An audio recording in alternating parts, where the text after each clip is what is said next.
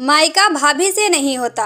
सोनल की भाभी सोनल को 4 बार फोन कर चुकी थी, पर सोनल फोन ही रिसीव नहीं कर रही थी। बाद में जब सोनल किचन से बाहर आई तो देखा उसकी भाभी के 4 मिस कॉल है लगातार। यह देखकर वह घबरा गई, क्योंकि उसकी भाभी को पता होता है कि अगर सोनल 2 बार में फोन नहीं उठाती है तो इसका मतलब यही है कि वह अपने काम में व्यस्त है और या फिर फोन से दूर है। अब सोनल का मन घबरा रहा था, क्योंकि भाभी के 4 फोन लगातार आने से उसे टेंशन हो गई थी। क्योंकि सोनल की मम्मी की तबीयत इन दिनों ठीक नहीं चल रही थी। अभी 2 दिन पहले ही सोनल अपनी मम्मी से मायके मिलकर आई थी।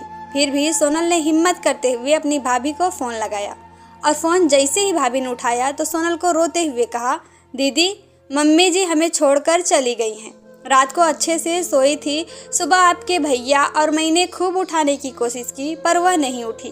तब हमने डॉक्टर साहब को बुलाया। फिर उन्होंने बताया कि मम्मी जी अब नहीं रही। दीदी आप जल्दी से घर आ जाओ। इतना सुनते ही सोनल की आंखों से आंसू बहने लगे। पापा तो पहले ही उसे छोड़कर जा चुके थे और अब उसकी माँ भी नहीं रही। सोनल तो बिल्कुल बेहाल हो चुकी थी। अब सोनल ने रोते रोते यह बात सक्षम उसके पति को बताई तो सक्षम ने उसे संभाला और उसे जल्दी से कार में बिठाकर मायके ले गया।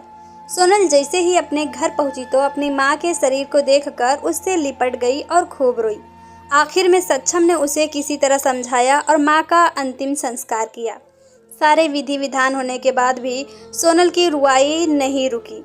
उसे माँ की बहुत याद आ रही थी। तब सोनल की मौसी ने उसके आंसू पोंछे और उसे संभाला और कहा, सोनल बेटा ऐसे दुखी मत हो। दीदी नहीं रही तो क्या हुआ, मैं हूँ ना तेरी मौसी। मेरे घर भी तेरा मायका है। तेरा जब मन करे तब आ जाना अपनी मौसी के पास।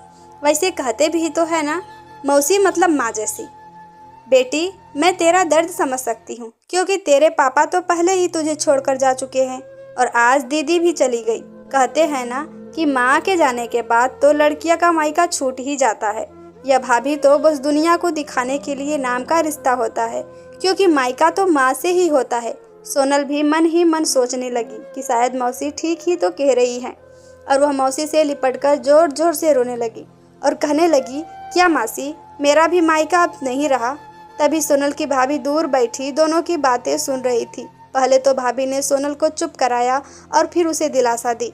फिर भाभी ने मौसी से कहा कि मौसी जी आपने ऐसे कैसे कह दिया कि मायका केवल माँ से ही होता है।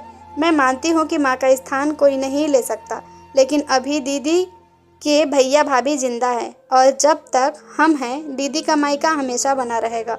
मैं पूरी कोशिश करूँगी दीदी को मम्मी जी की तरह प्यार और सम्मान देने की, और दीदी जब चाहे तब यहाँ आ सकती है। यह घर कल भी उनका था, आज भी है और कल भी रहेगा।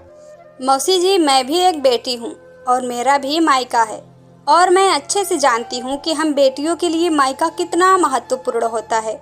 मौसी जी आप दीदी को अपने घर जरूर बुलाइए, पर उन्हें अपने भैया भाभी के साथ प्यार से दूर मत करिए। तभी मौसी ने कहा, बहू आज के ज़माने में तेरी सोच रखने वाली बहू बहुत कम मिलती है, मुझे माफ़ कर दे, मैंने सोनल को गलत राह दिखाई। तभी सोनल अपनी भाभी के गले लग गई और बोली, भाभी आज आपने मुझे विश्वास दिला दिया कि भाभी भी माँ के समान होती है, और मैं संतुष्ट हूँ कि जब तक आप और भैया हो मेरा मायका सदा बना रहेगा।